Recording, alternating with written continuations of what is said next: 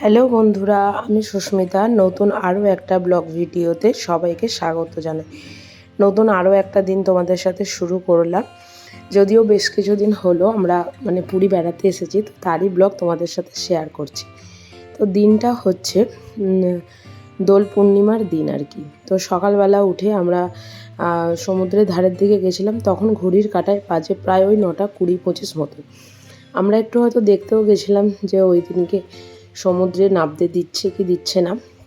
তো জল দেখলাম মোটামুটি পাড়ের দিকে উঠেই এসেছে আর কি। তো অনেক লোকজনই আমরা এখন যেভাবে সমুদ্রে নেমেছি, প্রত্যেকটা লোকই দেখলাম মোটামুটি কাছাকাছি এরকম জায়গাতেই আছে।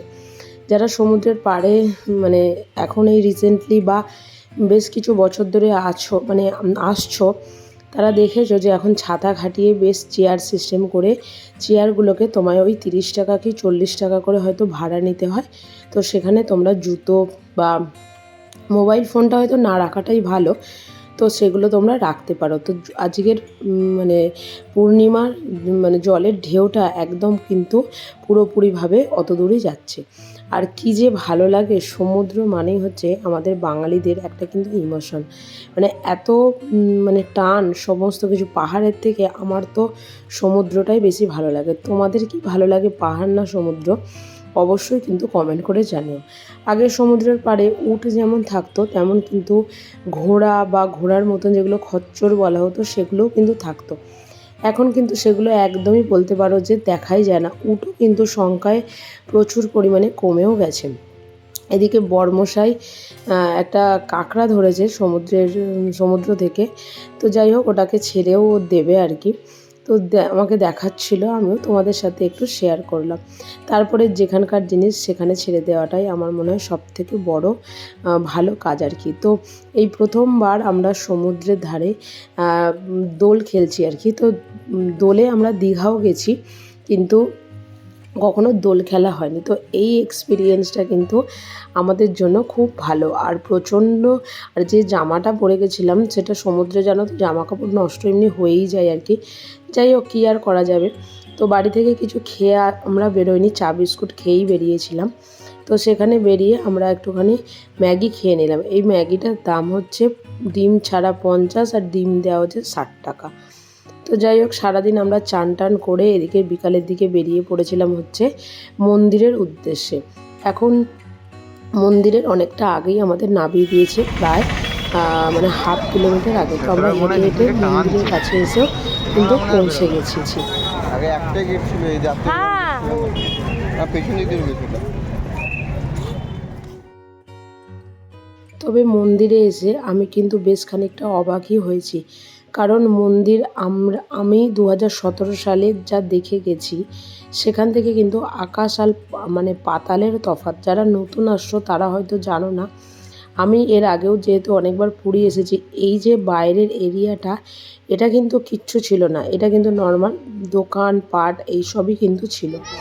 আর এখন এত সুন্দর জায়গাটা করে দিয়েছে, মন্দিরটা মাঝখানে রেখে তার চারপাশে এই রকমই করেছে।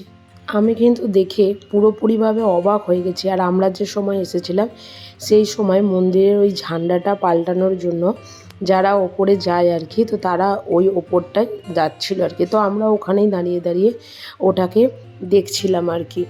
যে এটাও দেখাটা কিন্তু একটা খুব সৌভাগ্যের ব্যাপার, পুরীর মন্দিরে ঝান্ডা ওড়ানো।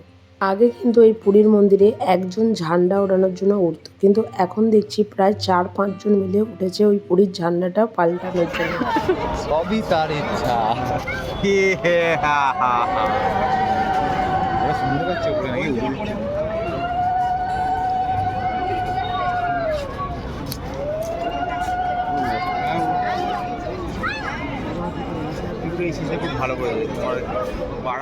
তো আমরা তো পুরোপুরিভাবে মন্দিরের ভেতরে ঢুকিনি, মন্দিরের এই বাইরেটাতেই ঘোরাফেরা করছিলাম। তো সেই কারণে মন্দিরের পিছন দিক থেকে তোমাদের ঝান্ডা ওড়ানোর কিছুটা অংশ দেখালাম আর কি। তো এরপর আমি আস্তে আস্তে নিজে দেখে যতটা অবাক হয়েছি, যারা অনেক বছর পুরী আসেনি তাদেরকে একটু, তাদের সাথে সেই বন্ধুদের সাথে একটু শেয়ার করার জন্য বা স্মৃতি হিসাবে রেখে দেওয়ার জন্য মন্দিরের চারপাশটা তোমাদেরকে একটু ঘুরে দেখাচ্ছি। এই যে মেনলি এই গেটটা দিয়ে আমরা আগে মন্দিরের মধ্যে প্রবেশ করতাম। কিন্তু এখন মন্দিরে প্রবেশ করাটা যদি তোমরা ওকেশানে আসো তাহলে কিন্তু খুব কঠিন বিষয়, যেটা আমাদের সাথেও হয়েছে। এই চারিপাশে বসার প্রচুর পরিমাণে জায়গাও করেছে, যারা বসে এখানে অপেক্ষা করতে চাও, একটু সময় কাটাতে চাও, বা এই অপরূপ সৌন্দর্যটা মানে মানে সত্যি কথা বলতে মুগ্ধ করবে মানুষকে। আর চারিদিকে সবুজ গাছপালা এত সুন্দরভাবে শেপ করে সুন্দর করে কাটা। তো আমরা যে মন্দিরের মেন গেটটা দিয়ে ঢুকতাম আর কি, সেটার এটা মানে উল্টো দিকটা। আর এই যে পাঁচিলটা দেখছো, এই পাঁচিলটা কিন্তু যারা পুরাতন আসো তাদের কাছে কিন্তু পুরোপুরিভাবে পরিচিত। একটা বিশাল এরিয়া নিয়ে এই মন্দিরটা কিন্তু এখন এইভাবে করা। আর এদিকটা কিন্তু একটা গেটও করেছে, মানে টোটাল দেখা গেছে যে চারদিকে টোটাল 4 থেকে 5খানা গেট কিন্তু এখন মন্দিরে তোমরা মানে মন্দিরে প্রবেশের কথা বলবো না, মানে মন্দিরের বাইরে আর কি প্রবেশ করার জন্য ওখানটা ওইভাবে করা। তো আমরা মানে পিছন দিকটা দিয়ে এসেছিলাম, পিছন দিকটা দিয়ে এসে এখন তোমাদেরকে ওই দিকটাতে নিয়ে যাচ্ছি। এখানেও একটা ছোট্ট মতন মন্দির করা আছে বাইরে, এখানেও আর কি সন্ধ্যার জন্য সন্ধ্যা আরতি করছিল। আর এই মন্দিরের পাশে মানে বাইরেটাতে কিন্তু নানান রকম বাহারি ফুলের গাছ, টগর ফুলের গাছ, অনেক রকম গাছকে খুব সুন্দর করে কিন্তু সাজিয়ে রেখে দিয়েছে। সবুজ জিনিস কিন্তু প্রকৃতির এই সবুজ মানে সবুজ মানে কালারটাই বলতে পারো ভীষণভাবে কিন্তু আমাদেরকে মুগ্ধ করে। আর এদিকে এগোতে এগোতে দেখলাম যে পুরীর মন্দিরের যে আসল যে ধ্বজাটা, সেটা ওড়ানোর জন্য মানে পাল্টানোর জন্য কিন্তু যে ব্যক্তি ওঠার সেই ব্যক্তি কিন্তু উপরে উঠে একটা হলুদ ঝান্ডা উঠছিল, সেই জায়গায় কিন্তু একটা লাল ঝান্ডা ওখানটায় দিয়ে দিল। তো চলো দেখতে থাকো আমার সাথে পুরীর মন্দিরের এই ঝান্ডা ওড়ানোটা।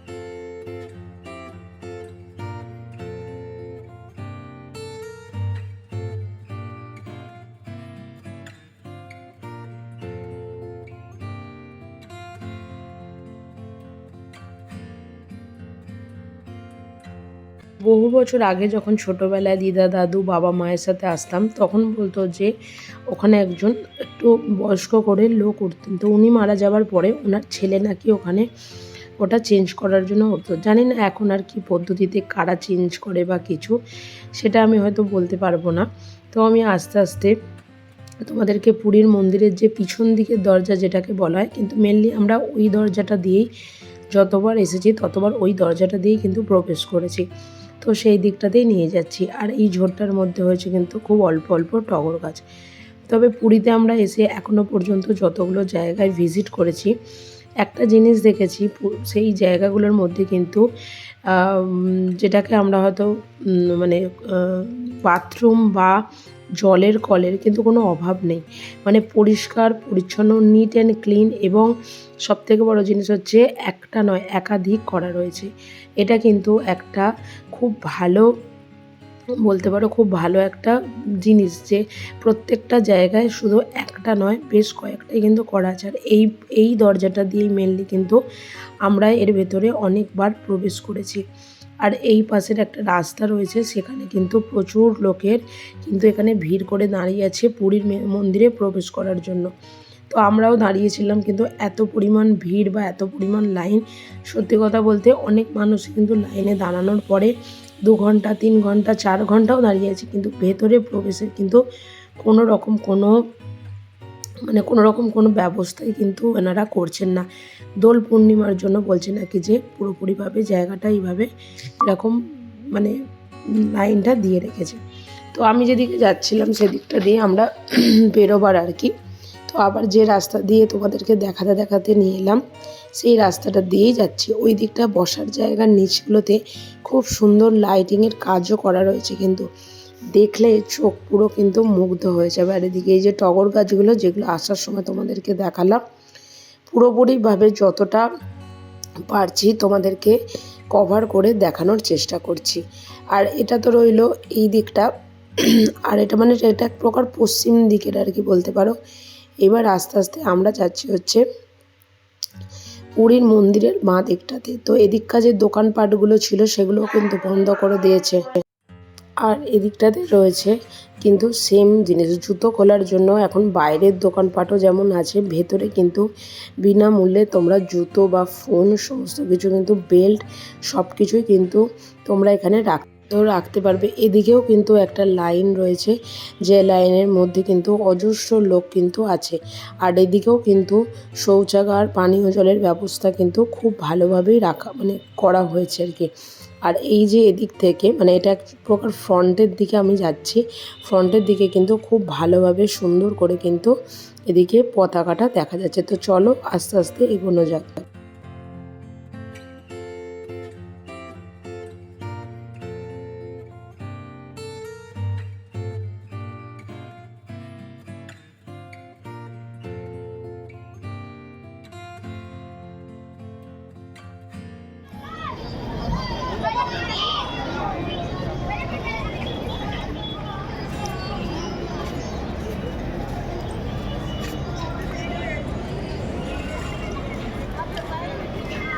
ভীষণ সুন্দর জায়গাটা এখন করেছে, আগে এইসব জায়গাগুলো একদমই ছিলই না বলতে পারো। মানে যারা নতুন রিসেন্টলি ঘুরে গেছো তারা হয়তো এই জিনিসটা জানবে।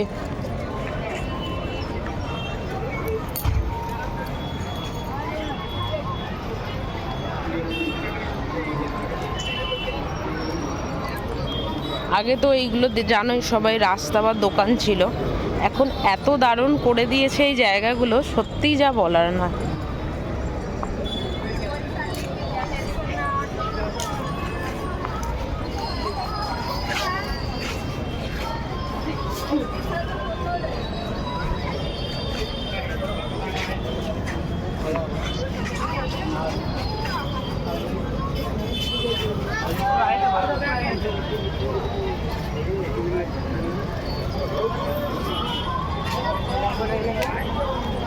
আমি একটু রাস্তাটা দিয়ে ঘুরে এলাম, কারণ ওখানে প্রচণ্ড লাইন পড়েছে শু রাখার জন্য।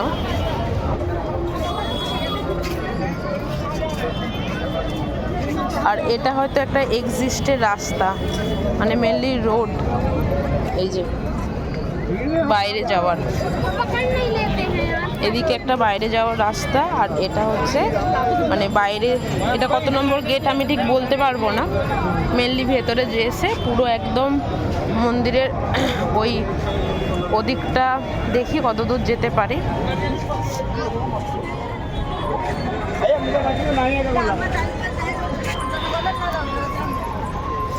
ওই যে বড় থাম্বাটা রয়েছে, আর এদিকটায় যাচ্ছি, দেখা যাক কত দূর এদিকে মানে এন্ট্রিটা রয়েছে, ততদূর ভিডিও করে তোমাদেরকে একটু দেখাচ্ছি। আর যারা খুব মানে তাড়াতাড়ি এসেছো বা 4-5 বছরে এসেছো তারা তো জানোই মন্দিরের ভেতরটা কেমন করেছে, কিন্তু আমি প্রায় 7-8 বছর পরে এলাম, মানে এত দারুণ করেছে, সত্যি চোখ ধাঁধানোর মতন একটা জায়গা। দেখছো কি দারুণ লাগছে জায়গাটা, এত দারুণ লাগছে যা সত্যি বলার নয়। ভীষণ সুন্দর একটা মানে পুরীর মন্দির এখন কিন্তু ভীষণ সুন্দর।